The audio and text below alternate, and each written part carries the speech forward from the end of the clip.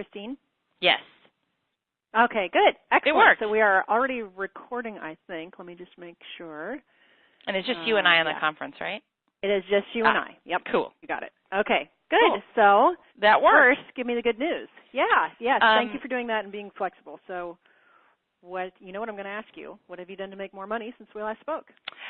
Okay, so we are closing early on Hamlin Street, which is the one that I tried to double end from the open house, and the agent came in and I ended up doing the 35% referral fee. So we're actually closing early on that one. That's great. Get it over with, get it done. The client is very, very happy. Contingencies removed.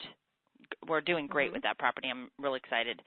The third property that we've been in escrow 3 times, that one we ended up accepting an offer. We've got multiple backups, which is great. They're still working on the non-owner occupied because the complex around it is not finished, so it has nothing to do with the rent ratio. It has more to do with whether or not the complex is finished. So been working a lot with the agent on that, but she's been such a great agent on the other side, which is fantastic, and very collaborative, and she's like, if he has to, he'll just have to pull out more cash. We'll get this done. Have confidence. I'll make sure of it, which has been great to work with her on that. I ended up having 2 open houses with that property. Kristine's been at work. Yes. Good. Yeah, I did the Hamlin one, and then I did Toscana twice in a row. And what's great is the last time I had the open house, I had no one come in. And it was fascinating because the first time I had an open house, I had a ton of people come in, got a couple leads. I was like, it's windy outside. Maybe it has something to do with my signs. Like, where is everybody? Sure. But before I did the open house, my best friend, who's very spiritual, she's like, you've had a lot of bad luck with this property. Like, what's going on with this property? And I'm like, I don't know. It's the most beautiful condo. Seriously, $200,000 in upgrades, and it's a $350 condo. Nice. So she said, I want you to take a candle, and I want you to go to every corner of the house because it's vacant. And I want you to say out loud, bring love and light people into this property and shed all negativity away. And I did that. And as I was getting ready to leave the property, when no one had come in, I got a phone call, and he said, are you still having the open house? And I said, yes. And he goes, can I come by and see it? He comes in, he and his wife, lovely people. They're Persian, speak Farsi and English, lovely people. Totally hit it off with them. They said, will you be willing to coach us in real estate and show us how to – he's like, we have friends that are realtors. We've talked to several realtors about buying property. You seem very knowledgeable. We trust you, and will you sit down with us and have coffee and discuss our wants and needs? And I'm like, absolutely. Wow. Set up an appointment, sat with them, very old soul, humanitarian type, great spirit. They're like, and they literally, I've never had a client say this to me, looked me in the eye and said, we will sign whatever it is you want us to sign, but we want you to know, we've talked to multiple agents, and from here on out, we are talking to no one but you. We want to hire you for the job. We want you to be our go-to agent. And are you willing to commit to us? And I was like, well, the funny thing is I usually ask my clients if they'd be willing to commit. Right. What a good experience. It was great. It was great. I ended up showing them property yesterday. The second property I showed them, they fell in love. So did they write on it already? Not yet. They're going to do a drive-by tomorrow and kind of check out the area. But I am like 99% positive that this is the property for them. Had I love it. Amazing conversations with them too when we were showing property, that not your typical conversation, like deep, meaningful conversations. Very interesting. One of the great things was I said, they said, we don't want to be impolite, but it's easier sometimes for us to just speak Farsi if we have to speak quickly. And I said, that's fine. I don't take offense to that. So they started to speak some Farsi. I said, well, what would be really funny is if I just started busting out in Farsi, and then you guys would be like, oh, my God, she understood every word we were just saying. Pulling a lane on Seinfeld, right? Yeah, exactly. I like how she starts speaking Vietnamese. And you totally would do that, too. Right? I'm speaking Farsi, and I know everything you're saying right now. And and he started laughing hysterically, and he goes, well, if you started speaking Farsi, your name would change from Kristine to Cobra. And I said, why? Is that how you say Kristine in Farsi? And he goes, that would be the direct translation of your name in Farsi. With a K with Cobra with a K. And I go, really? And I go, what does Cobra mean? And he goes, it doesn't mean Kristine, but it means the king, the greatest. The Cobra is the female version of our king, and it's like Alexander the Great. And I go, that's amazing. I'll take that. Yeah, exactly. Like, deal. I'll take that. He's like, done. He goes, you are the greatest. You're the greatest, and we firmly believe that, so that's why we're working with you. And I'm like, very interesting. I'm going to use that. Okay, Cobra. so let's be introspective on this. First of all, nice job getting all this work done and doing your open houses and sticking it out. You've already seen some open houses rock. Other ones are like, nobody seems to care. Right. And then you get a nice client come to you like this. So looking back, what is your assessment of this situation? Why did this all come together for Kristine? Two things. First of all, I need to be doing more open houses because they work for me. Second of all, even if I don't get a ton of traffic and one person comes in, that's all I need is that one right person. That's right. To walk in the door. Exactly. So, I've done 3 open houses. I had one where only this client walked in, and he's the only, real client at this point. Right. So it doesn't really matter how much traffic you get. Almost better. Yeah. Fewer leads to wade through. Yeah. Yeah. Well, so this type of thing only happens to agents that are focused and really present with their business and very consistent. I don't hear stories like this from people that just are hit and miss with their activity. It just doesn't happen to them. Right. True. So if there's a coaching lesson in this, I think you're right, more opens for you. You do a good job with your opens. You're very present with that. And I think that consistency is going to serve you well. So, sometimes you have experiences like this where it's kind of like you are really congruent with, I don't know if you want to say that you're on the same wavelength with your business and things just feel right sometimes. Right. So I think that this is an experience for you to remember on those tough days where you have deals going sideways. Because I believe as your coach that the other lesson in this is that, hey, you know what? The world is full of clients like this who will appreciate you, and not only that, are ready to actually buy or sell today. Yeah. Because sometimes you guys get into this round of, never-ending follow-up, and all my leads are going to take forever, and they'll buy or sell something next year, and it's easy to start to believe that everything's a long-term deal. And then you have something like this happen where I joke about the real estate gods taking care of you, where they send you someone like this saying, that's right, and it only happens when you do put it out there. Right. Tim would say you're being frosty about it. You're being tuned in. Right. You're being conscious. So this is great, and I think you had a really good couple of weeks of business here. I'm glad that you got the other one back in contract. That's fantastic. And you got that quick closing with that funky deal, so that's great. Yeah, that's all working out beautifully. And it's funny because I talked to a friend that I hadn't talked to in a few weeks, and we were talking about real estate. He lives out of the area, and he has his home on the market, and he's like, is it okay if I call you for advice? And I'm like, always. That's why I'm here. Call me. And I said it was a rough month. I had deals falling apart left and right, 3 transactions that fell apart. And he goes, but the good news is that you have 3 deals, that even if they fell apart, you're putting them back together, and they'll go through. Yeah, that's right. And thank you, keep in mind, glass too, overflowing. That exactly. So here's the thing, and this is why we're working on, I love buyers. I'm never going to talk you out of buyers, but one of our long-term projects is making you a killer listing agent. Right. So when you have a deal fall apart, which side of the transaction would you rather be on, the listing agent or the buyer's agent? Listing agent. Why sure. is that? Because you still have a listing contract. Yeah. Yeah. Okay. You still have. So that's something to remember. Right. You know, we all get depressed when deals go sideways and they fall out of contract. And but the inventory is low enough point, that another buyer will come quickly.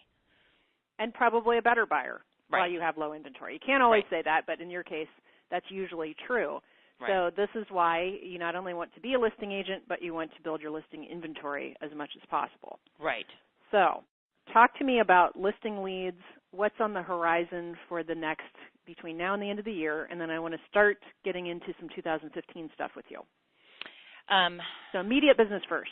Immediate business first. All my leads right now are buyers. Mm-hmm. And how many do you have? I don't have any listing leads right now. Mm-hmm. How many buyers, and are you sure none of them have anything to sell first? No, they don't have anything to sell first. Okay. The people that I am working with that aren't going to be ready till spring are sellers and buyers.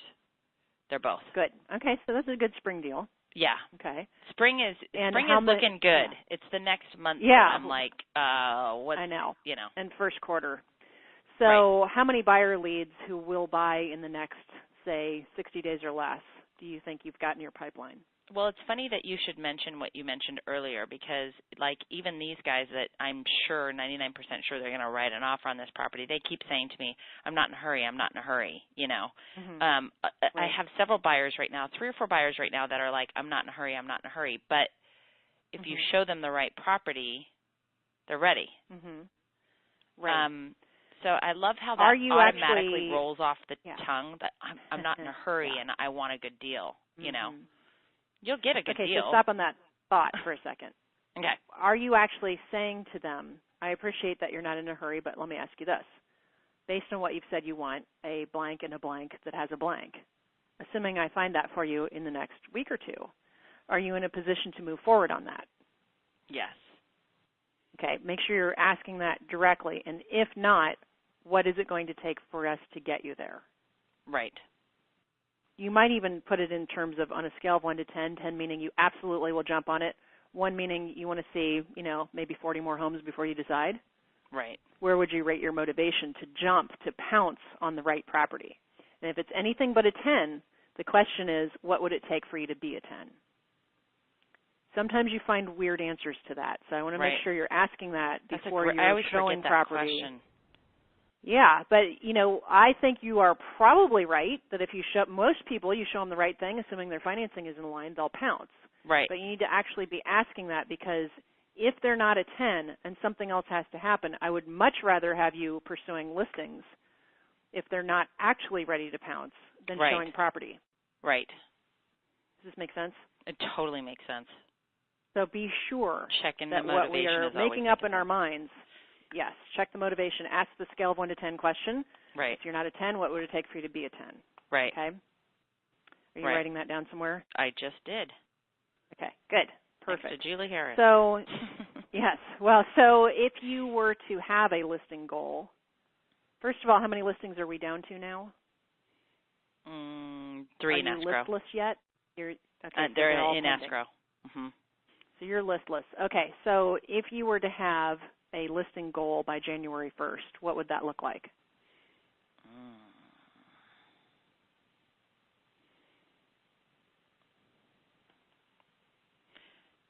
This is an important thought. It is an important thought because I want to be really realistic about it while still going, what can I do? Well, that's why I said January 1st and not December 15th. Right. I think my listing goal should be 2. I think you can do it. I think so, too. I think it's doable. Let's say that your career depended upon it. You don't have 2 listings on December 1st. Well, you're going to have to go do something else. And you'd be a really cute Walmart reader, please? but I don't think that's... Pretty please? That's probably... Okay. So maybe we have to send you the applications. That's just mean. I'm going to be applying for a directing program at Warner Brothers. Please don't tempt me. Well, I know. That's the problem with you. You actually do have other options. I think that's part of the issue. I can't pull out the Walmart reader card with you. I know. Oh. Spoiled. Nice try. but let's just say that just to make sure that you're in the money next year, because who knows how the rest of your irons in the fire will pan out. Right. And I have confidence in you that they will all pan out, but let's just hedge our bets. Okay, so right. if your real estate career depended on your two if listings. my bank account depended on me surviving. Yes, which it might temporarily, oddly enough. It might be needed. Okay. Yeah, I'm sure it does. Well, so let's hope for the best but plan for the worst. So right. if that were the case, how would you do it? Your career, your bank account, things are writing on these two new listings. What would you do over the next 45 days? I think I need to have more open houses and be calling more of my sphere. I would agree, 100%. Let's write it down. So 2 listings by 2015. So open houses, we've got to define more as, yes, more calling your sphere, because when you do it, you get good results. Yes. And more open houses. What does more mean? We've got post-Thanksgiving weekend. I don't know if that's going to be good for opens or not. What's your opinion? I don't think so. It's different in different places. Probably not. Right. But the following weekend, can you commit to that? Yes. Okay. That would be Sunday the 7th, I think. Okay. So let's write it down. Open on Sunday the 7th. Yeah. Choosing a good house that should get good action. Right. Okay. I can't do it the 14th. Okay. But I don't know if it's smart to do it the 21st, the weekend before Christmas. That's close. I don't know. I think you're going to have some 1031 people and some relocators and possibly the most motivated, like your recent experience. I would do one on the 21st. You would? I would. Okay. Yep. I'll make it a Hanukkah open house for all the Jews. There you go. Okay. See? We I'll can have serve fun with vodkas. this, right? Perfect. Okay. I love it. All right. Yeah. Good. Hanukkah open house. Hanukkah open house. So what is the proper way to spell Hanukkah anyway? Well, it depends if you want to do CH or an Hanukkah. H? Properly, it's CH. It is CH. Okay, yeah. So that's how I'll write it. I like to do things the right way. Okay. Good. Okay, so then you and I will talk obviously between now and then anyway, but our next 2 open houses are the 7th and the 21st. Right. Okay. So let's tighten up your past client center of influence calls, which should be easier because you can wish them happy holidays. I'm thinking about you, reconnecting, et cetera. Right. So what is your commitment? Remember, our goal is 2 listings no matter what by January 1st. Well, then I need to be specific with the sphere and center of influence that I call that I know that they actually own a home. Yes, good point. Okay, so home-owning center of influence people. Right. What can I ask you and have you actually deliver on in terms of actual contacts daily on work days?